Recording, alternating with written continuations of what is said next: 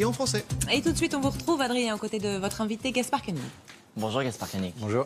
Vous êtes écrivain, essayiste, professeur de philosophie à Sciences Po, fondateur de l'association Génération Libre. Vous êtes libéral en tout, d'après votre biographie sur Twitter. Oui. Libéral en tout, ça correspond à qui aujourd'hui sur l'échiquier politique? Est-ce que ça vaut pour Emmanuel Macron, par exemple?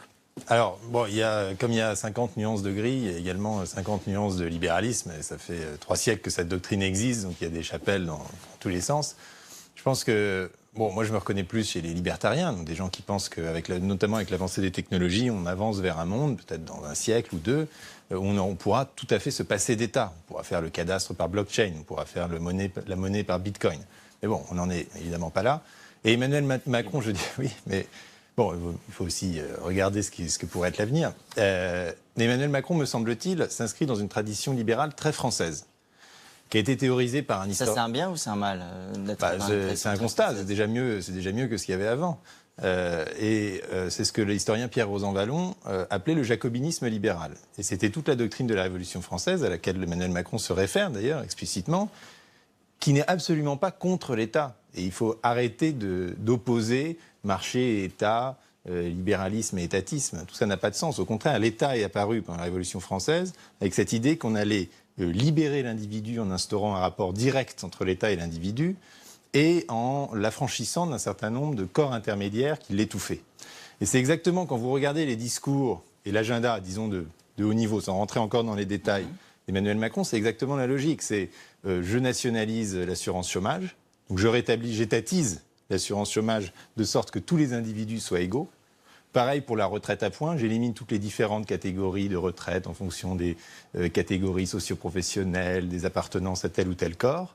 J'individualise l'impôt. Il y a le projet aussi de sortir l'impôt de l'idée du foyer pour que chacun paye l'impôt en tant qu'individu. La personne. Voilà. Et donc, et puis il y a l'idée évidemment d'abolir les rentes au sens large et donc de laisser rentrer, ouvrir des marchés pour laisser rentrer des nouveaux entrants. Ce qui a été fait par exemple sur les VTC contre les taxis, pour prendre un exemple que tout le monde connaît, et le faire sur un certain nombre de secteurs en disant il n'y a pas de raison que ces corporations, qui sont finalement la résurgence des jurants de l'ancien régime, empêchent les individus d'exercer le métier de leur choix. Alors, vous avez quand même été sévère avec lui, parce qu'au-delà des quelques points là, que vous venez de citer, il y a quelques ça, c'est jours, la philosophie générale. Voilà, à propos du Congrès de Versailles, par exemple, qui est une incarnation du choix d'Emmanuel Macron, vous parliez de forme dégénérée de l'autoritarisme présidentiel. Ça, c'est quand même très rude, pour le coup. C'est-à-dire que dans toute sa conception des institutions, là, sur sa conception des institutions, il n'est pas du tout libéral. Mais ça, depuis le début, il l'assume. Il a fait des textes il y a 1 an ou 2 où il explique que la tradition de la monarchie républicaine est quelque chose d'important, que les Français ont toujours besoin d'un roi, etc. Et ça, c'est pas du tout libéral, au sens où le libéralisme classique va donner une grande importance au pouvoir législatif. Et l'exécutif n'est là que pour exécuter.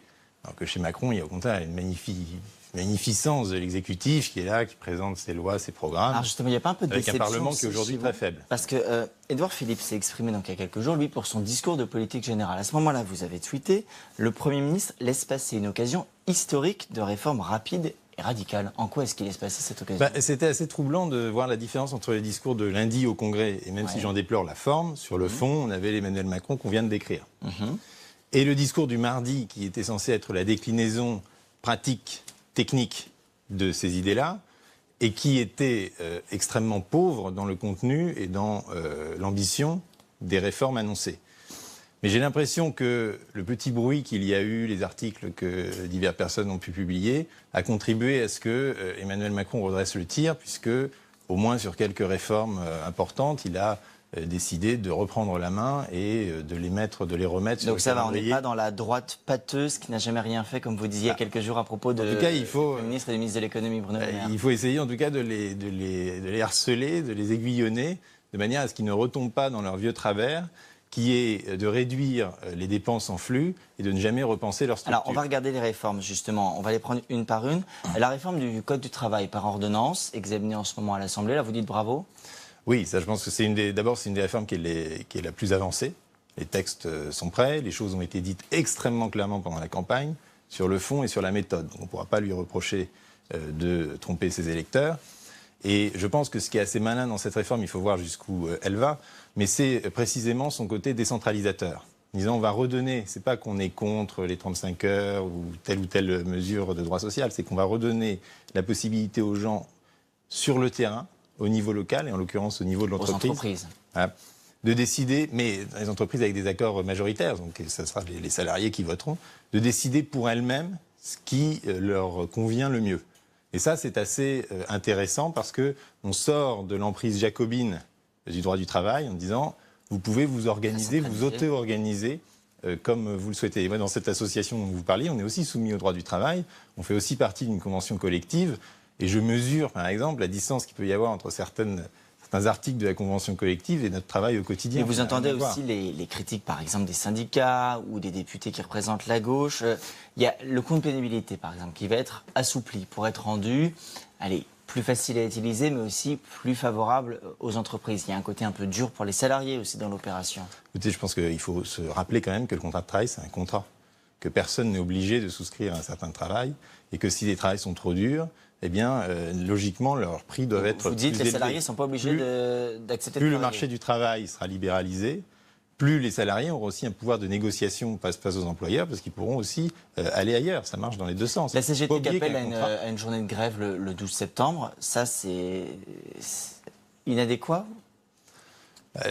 C'est dans leur logique, mais je rappelle que la CFDT est maintenant devenue le premier syndicat de France, que la CFDT visiblement est favorable à cette réforme.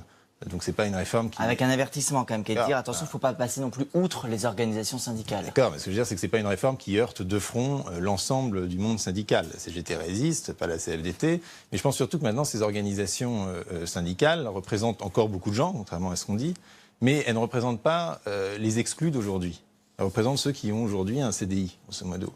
Elles ne représentent pas la masse de gens pour qui ces réformes sont faites, qui sont aujourd'hui auto-entrepreneurs ou chômeurs et qui pourraient bénéficier de l'ouverture des marchés et de la flexibilisation du marché du travail. Il y a la question des économies aussi qui est très importante. Ce matin, le ministre des Comptes publics, Gérald Darmanin, dit que d'ici la fin de l'année, il va falloir économiser 4,5 milliards d'euros qui vont être pris sur les budgets des ministères. C'est quand même beaucoup, 4,5 milliards d'euros. Oui, mais ça, c'est pas... Le fait de faire des économies n'est pas libéral ou pas libéral. Ça, ce sont des mesures budgétaires de rationalisation des dépenses. Mais c'est des mesures que vous applaudissez ou... Et moi, ce que j'aimerais bien, c'est qu'on change la structure d'un certain nombre de dépenses. C'est-à-dire, quid de cette assurance chômage universelle dont on parlait, quid de la retraite à points, quid du statut de la fonction publique. Il faut repenser la manière dont les dépenses fonctionnent.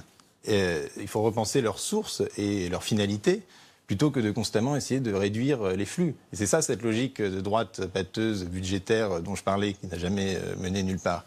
Et donc ces réformes qu'on nous annonçait, dont on parlait au début, il va falloir leur donner un sens qui va au-delà de réduire le déficit ou réduire la dépense. Par exemple, le gouvernement dit on va bien enclencher l'année prochaine la réforme de la taxe d'habitation, la réforme de l'impôt sur la fortune. C'est du bricolage, ça ? Non, mais parlons-en de la taxe d'habitation, ça c'est un bon exemple.